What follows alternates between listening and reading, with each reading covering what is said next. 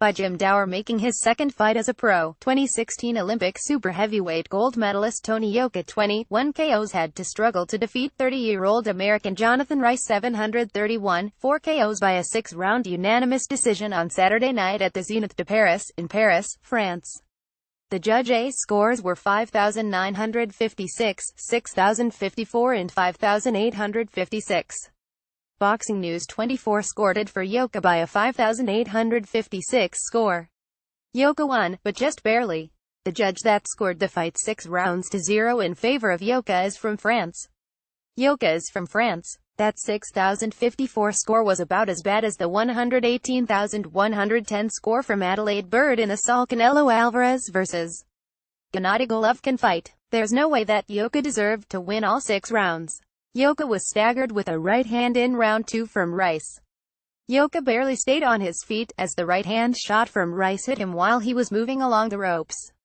The 67 Yoka didn't expect the bunch to reach him, but Rice, 65, was able to lean forward and connect to the jaw of the French fighter. In round 3, Rice landed several huge right-hand shots to the head of Yoka that caught him cleanly. In each instance, Yoka was moving, so the punches didn't do as much damage as they would have if had been standing flat-footed. Yoka used his jab and right hand to land some nice shots in round 4. It was close round, as Rice landed several big right hands of his own. Yoka was moving all the time, and not letting Rice get to him. When Rice would try and land his right hand, Yoka would back away from it so that it would miss him. In round 5, Yoka moved a lot and jabbed. He threw a few right hands, but his offense was mostly just jabs. Yoka's trainer Virgil Hunter kept barking orders from his corner, telling him not to stand in front of the 65, 277-pound Rice. Those were good instructions, because Rice was the bigger puncher of the two, and he had already hurt Yoka early in the fight. Yoka mostly spoiled in the 6th round by moving and holding. He was able to land some right hands earlier in the round, but not much else. Rice was exhausted by that point in the fight and unable to chase Yoka down. Overall, Yoka looked bad. At 25, he's very raw in terms of his boxing skills. Yoka is going to need to improve a great deal for him to be able to compete with the top heavyweights like Anthony Joshua and Deontay Wilder.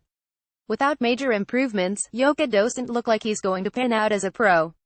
He should have been able to beat Rice with ease, but instead he barely won. Yoka didn't look good in his pro debut last June in beating Travis Clark by a second-round knockout. Yoka looked unskilled with limited boxing ability.